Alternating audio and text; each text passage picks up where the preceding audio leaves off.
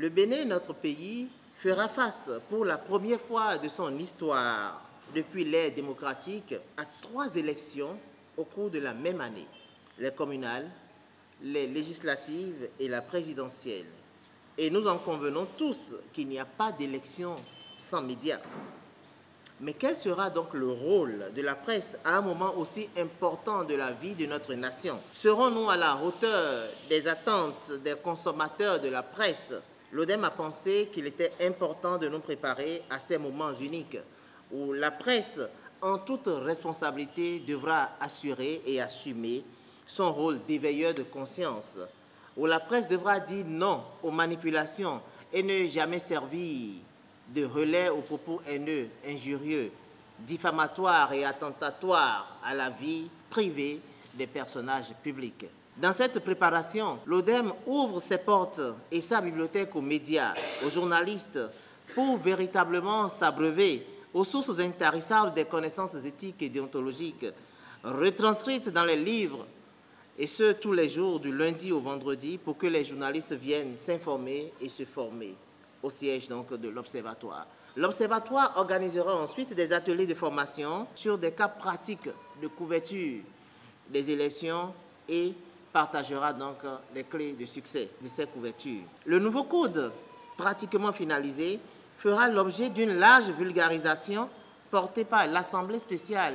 Les élections générales de 2026 sont, aux yeux de l'Observatoire, un test pour que le journalisme de qualité au Bénin soit révélé. L'histoire nous attend et l'ODEM ne sera pas du reste.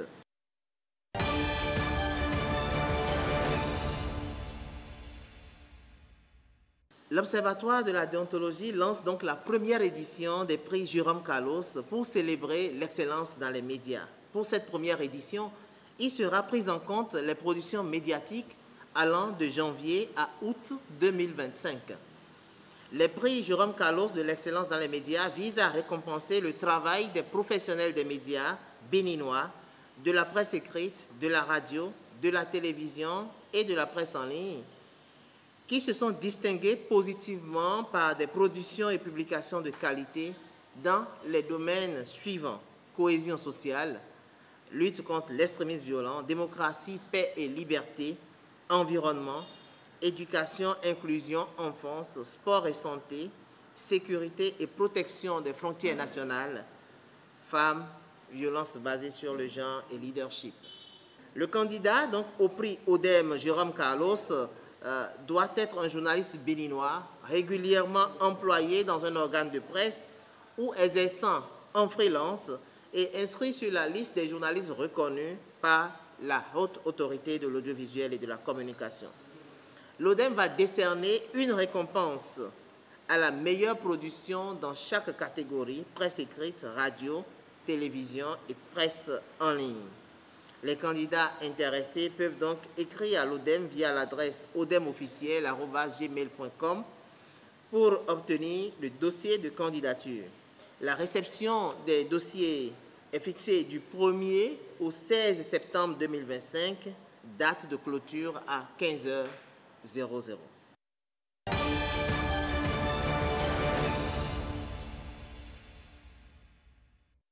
Il y a notamment 3 critères qui ont permis de déterminer les tarifs à payer pour la redevance d'enlèvement de déchets. Le premier critère, c'est le type de service fourni à la maison concernée.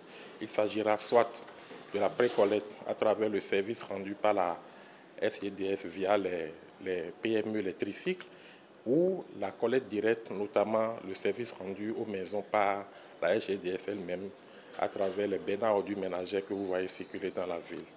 Le deuxième critère concerne le niveau d'urbanisation de la zone dans laquelle se trouve la maison. Et là, on a catégorisé la ville de Cotonou en 4 niveaux d'urbanisation, du niveau de base jusqu'au niveau très élevé. Et le dernier critère concerne le type de foncier bâti qui permet de distinguer les maisons uniques où réside un seul occupant avec sa famille, ou les maisons multiples qui sont des immeubles à location, des cours communes, comme on dit, qui abritent plusieurs entités. Les tarifs varient de 3 000 francs par mois par maison jusqu'à 30 000 francs par mois par maison en fonction justement des différents critères qui ont été énumérés. Mais je tiens à préciser pour la ville de Cotonou, par exemple, que la grande majorité, notamment au moins 90% de la ville de Cotonou est concernée par les deux tarifs, 3 000 francs ou 5 000 francs, en fonction de ce que la maison est habitée par un ménage unique ou plusieurs ménages. Les modes de paiement qui sont prévus excluent d'office tout paiement en espèces. Il est prévu de payer les factures soit sur le portail national des services publics ou à travers la plateforme des paiements électroniques que nous appelons généralement Mobile Money, à travers un code court unique valable pour tous les trois réseaux, qui est le code étoile 611 dièse, que ce soit MTN, Movo, Celtis. La société SGDS sera ajoutée sur cette plateforme d'ici la fin du mois de janvier pour que les populations qui vont recevoir les factures de redevance d'enlèvement de déchets puissent payer facilement leurs factures. Il est question pour les propriétaires de maisons de retenir, de conserver le numéro de référence qui leur permettra chaque fois de payer la facture dès qu'ils en auront besoin. Il est prévu que pour chaque mois, dès que le mois est écoulé, les propriétaires de maisons ont jusqu'à la date 15 du mois suivant pour payer la facture. Le montant étant unique, la plateforme donne la latitude aux propriétaires de maisons de cocher un ou plusieurs mois, ou même tous les mois de l'année, et de payer en fonction de leurs moyens.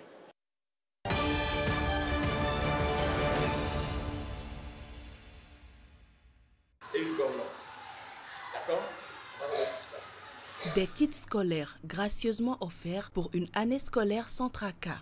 Marie-Christina et ses camarades en sont les heureux bénéficiaires. Ces écoliers sont les 20 meilleurs élèves de classe de CM2 de l'école primaire publique Vaudjey-Nord.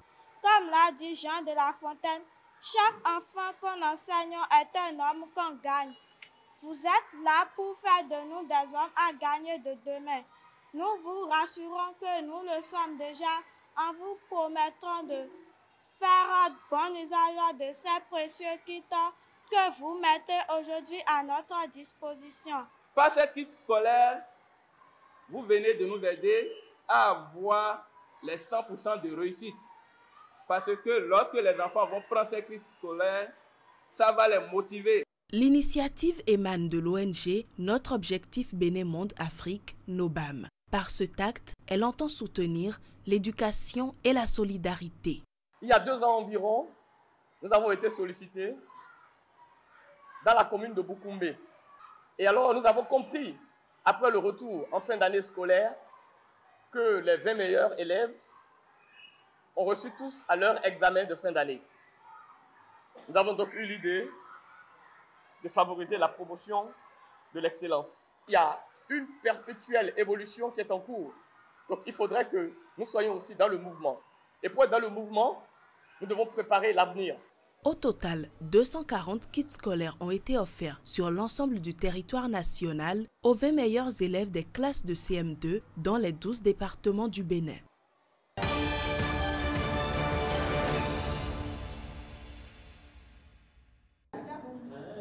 Poser les bases d'une société plus inclusive et solidaire. C'est le sens de cette cérémonie de distribution des cartes d'égalité de chance aux personnes handicapées des collines. Elles détiennent désormais un précieux document. La carte d'égalité des chances est une pièce administrative délivrée par le ministère des Affaires sociales et de la microfinance, en application de l'article 18 de la loi 2017-06 du 29 septembre 2017 portant protection et promotion des droits des personnes handicapées en République du Bénin. Elle est délivrée sur demande de la personne handicapée qui souhaite bénéficier des mesures préférentielles d'inclusion offertes par le gouvernement conformément aux 5 décrets pris en Conseil des ministres en sa session du 21 juin 2023. Entre autres avantages de la carte d'égalité de chance, l'accès prioritaire aux services sociaux de base, des facilités dans les démarches administratives ainsi que des opportunités de financement. Ça a été toujours une promesse, mais aujourd'hui, c'est devenu une réalité. C'est du concret. Je la tiens dans mes mains. Et au passage, je tiens à remercier le gouvernement Patrice Talon pour ce acte et pour ces 4 purement honorifique qui nous partage aujourd'hui. Bien que son nom l'indique, cette carte va au-delà de l'égalité. C'est au-delà de l'égalité parce que ça permet de servir chacun selon ses besoins. Et c'est ça qu'on appelle équité. Et c'est de ça que nous avons besoin. Et en matière de santé, ce mot est très important pour nous. Celui qui a pensé aux personnes handicapées en initiant une carte d'égalité. Je crois qu'il n'y a pas meilleur social que ça. J'invite à cet effet toute personne handicapée ayant introduit sa demande et dont la carte n'est pas encore disponible à la patience et à la sérénité. Au total, 238 cartes seront distribuées aux personnes handicapées des collines. La demande des cartes d'égalité de chance se fait au niveau des guichets uniques de protection sociale.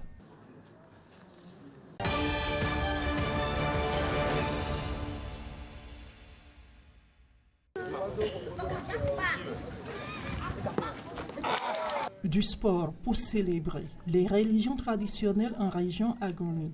La pétanque, une des trouvailles de Isidore Mouedo, initiateur et dit fils de Zanyanando. À l'instar du gouvernement qui a institué la fête de Vodou Days à Ouida, les fils et filles de Zanyanando ont voulu, dans le même ordre d'idées, célébrer Vodou Days à Zanyanando. La première étape, c'est celle-ci, la compétition des boulistes qui sont venus d'un peu partout, de Webo, de Savé, de Kouandé, de Boycon et d'Abomé. Le sport boule laisse place au rituel dédié au vaudou. En présence de Sa Majesté, Dada Agoni Rossou Yeta Kandji, roi de la région d'Agoni, des prières sont dites pour conjurer le mauvais sort et implorer Dieu pour la paix et l'unité nationale.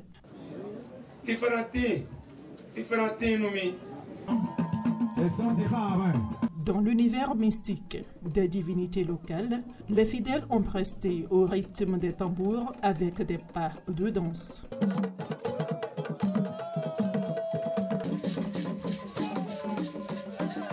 Le public venu en masse a pu admirer la richesse et la diversité culturelle de Zanyanando au détour d'un géant concert dédié aux artistes de renom de la localité. C'est une organisation qui mérite d'être accompagnée. C'est tous les fils, toutes les filles de Zanyanando qui doivent s'unir pour accompagner cette idée du chef de l'État, qui est de nous retrouver en 2 ou 3 jours pour reconnaître notre origine, notre identité culturelle.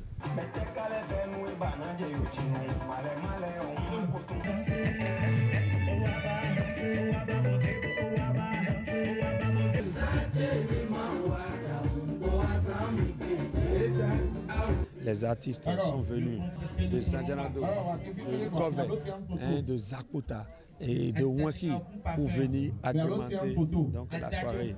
Je crois même que moi-même je suis dépassé par l'ampleur que cette première édition de Vodou Days a pris dans la région Agoni. Le vaudou, c'est l'unité et c'est ça que le docteur Mouedo a compris.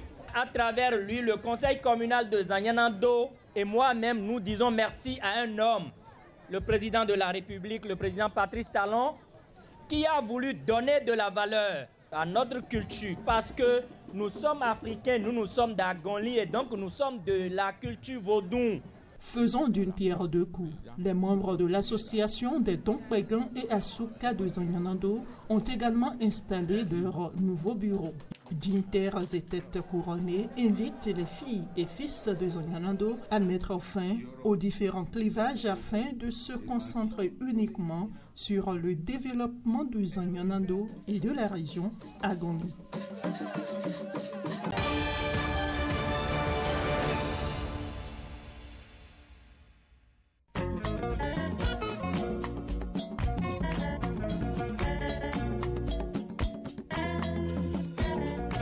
C'est ouais. Ce fut en 2013 que sortit ce clip de Sedami Valérie Azoneko, alias Sedami. Chanteuse, compositrice, et interprète.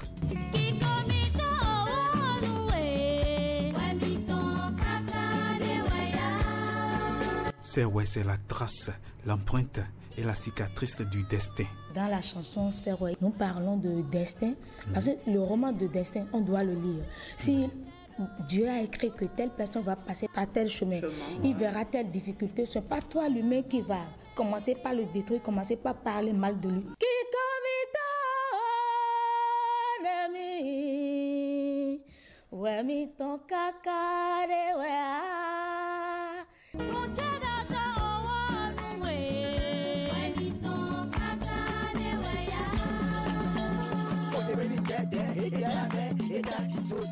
En 2016, Pancon, c'est la confiance.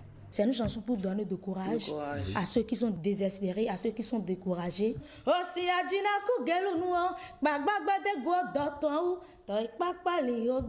Monsieur Jassou, Koklo Siroulia. Hey, madame, Koklo Siroulia. Ouezon Sedamido, Koklo Siroulia. Do Jidide, do Maugo. Ah, et bon.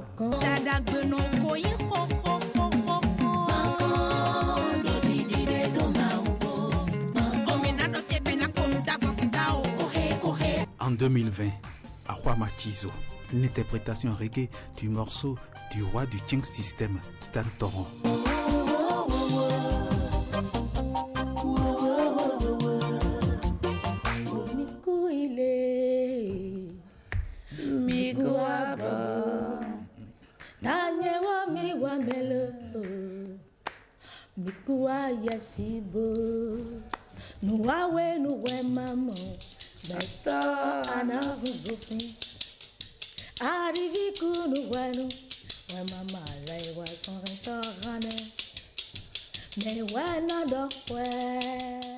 Après les 3 clips où on avait juste Sedami la culturelle, on a une culturelle, spirituelle et rituelle, Reine-Mère Sedami. Je suis née Reine-Mère. Donc la Reine-Mère là, avant Sedami, quand j'étais très jeune, je m'amusais avec des divinités, avec des esprits. Donc je ne m'amusais pas avec des humains. Non mais moi je voyais les gens comme je vous vois. Et on s'amusait, ils me donnaient des plantes, ils me donnaient des recettes. Et c'est de là est venue la vision, tout ce que j'ai. Donc je suis née comme ça. Reine-Mère Sedami vient avec un nouvel opus, Seda Tchedji. Seda Tchedji, c'est le cachet de Dieu. Ce que Dieu a déjà cacheté, qui peut détruire? Personne. Tu as été cacheté, je suis cacheté. Vini, vini, Sawanawe, Swafobogo. Sedami, le destin m'a créé. Sedami, le destin nous a créés. Sedami, le destin vous a créé. On est tous bien créés avec l'artiste Sedami, la Reine-Mère.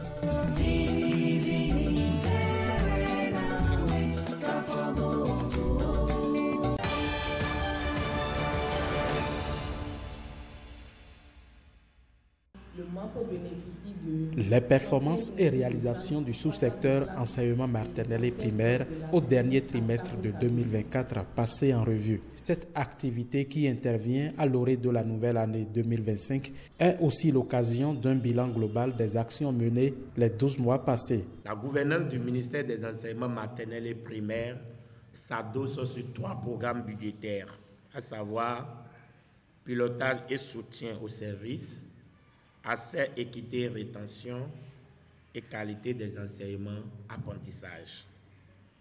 C'est donc l'occasion pour chaque acteur que nous sommes de faire le point de la mise en œuvre des activités inscrites au plan de travail annuel 2024 et d'en tirer les leçons pour une meilleure performance en 2025.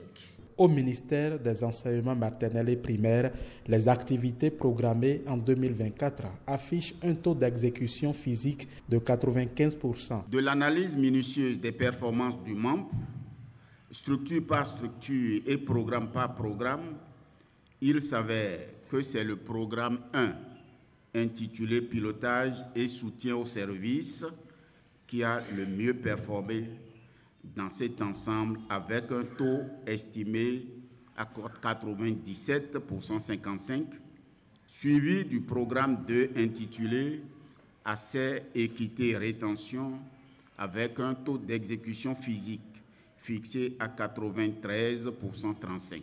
Quant à l'exécution financière, sur une dotation globale de 193 milliards prévue pour la mise en œuvre de l'ensemble de ces activités, notre ministère a engagé au total 190 milliards 437 228 972 francs CFA. Les participants ont apprécié les diverses actions.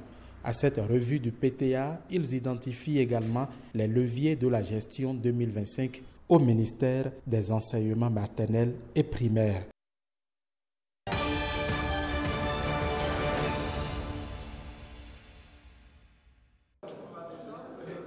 Disons, sentiment de fierté d'avoir été élu coordonnateur, mais aussi un sentiment de reconnaissance et d'engagement d'ailleurs, parce que quand on est à ce poste, on est là surtout pour travailler. Avec célérité, dynamisme et la collaboration de toutes les autorités en place. Et là-dessus, vraiment, moi je n'ai aucune crainte. Le préfet, c'est quelqu'un de la maison. Bon, après, le parti politique doit être notre soutien indéfectible. Et merci à tous. Et nous ne parlons pas de notre président, le président de la République. Vraiment, nos remerciements envers lui. Lui, c'est l'homme des résultats. Et c'est à travers les résultats que nous allons faire qu'il comprendra que véritablement nous lui disons merci. C'était dans une convivialité que leurs pères les ont choisis pour coordonner les activités au sein de ce conseil. Le CES avait une compétence nationale, mais avec les nouvelles réformes, nous notons une déconcentration au niveau départemental. Et cette déconcentration va permettre d'intensifier les actions de cette institution au niveau départemental pour mieux prendre en charge les questions liées au social, à l'économie, aux projets et programmes de développement des différents départements de notre nation.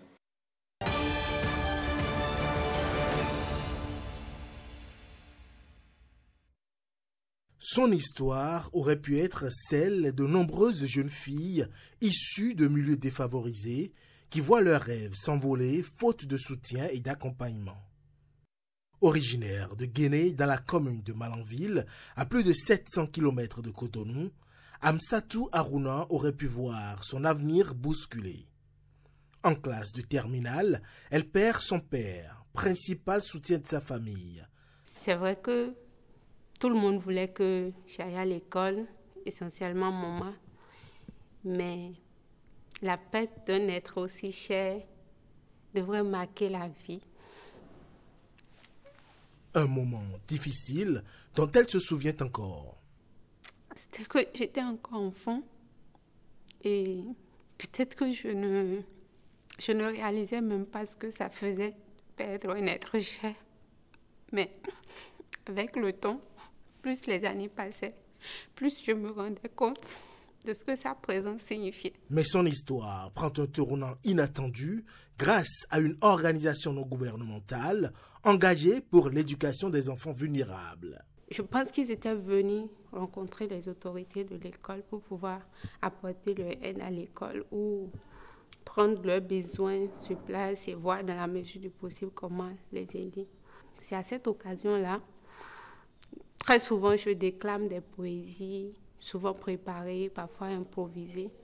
Et ce jour-là, c'était improvisé. Et comme j'avais encore ce sentiment de perdre l'être cher, où je ne savais pas forcément ce qu'allait devenir mon avenir, je ne savais pas si c'était vraiment, si je pouvais continuer, est-ce que je pouvais nourrir encore mon rêve de devenir médecin, est-ce que c'était permis pour moi d'avancer dans les études. Donc j'avais évoqué tout ça, c'était vraiment un mélange de sentiments. Et je pense que ça les a touchés. Son papa venait de passed away, il venait de mourir, faire sa transition. Et elle me parlait, et pendant qu'elle me parlait, j'étais avec deux de mes partenaires. Ils se sont mis à pleurer, mes partenaires pleuraient. J'étais obligé de pleurer, moi aussi, j'ai essayé de pleurer. Avec un soutien financier pour ses frais de scolarité, mais aussi un encadrement psychologique et moral, le rêve d'Amsatou prend forme. Aujourd'hui, diplômée de la Faculté des sciences de la santé de Cotonou, elle est passionnée par la recherche et les pratiques cliniques innovantes. Ma thèse a porté sur les fractures trochantériennes. Avec le travail que j'ai eu à faire, on a vu que ce sont des fractures très fréquentes au Bénin. Et malheureusement, c'est des fractures qui devraient être prises en charge en urgence. Parce que qui dit fracture dit beaucoup de dépenses à l'hôpital. Et aujourd'hui, le patient lambda ne peut pas s'offrir un traitement chirurgical. Et quand on dit fracture de hanche, le traitement doit être chirurgical.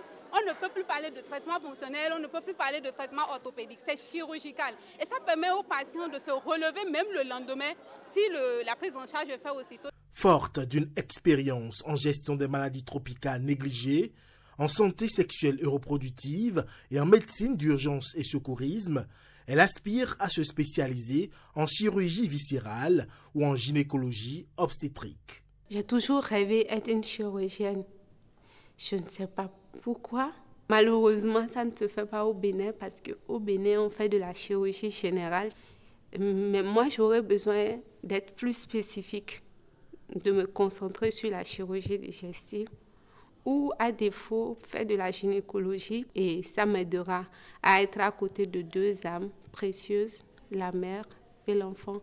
Même si le rêve nourri par Amsatou n'est pas encore atteint, son parcours illustre l'importance de l'éducation et de l'accompagnement pour briser les cycles de pauvreté et d'injustice. Elle est aujourd'hui une source d'espoir pour son village guinéen et au-delà, montrant qu'avec le soutien adéquat, aucun obstacle n'est insurmontable.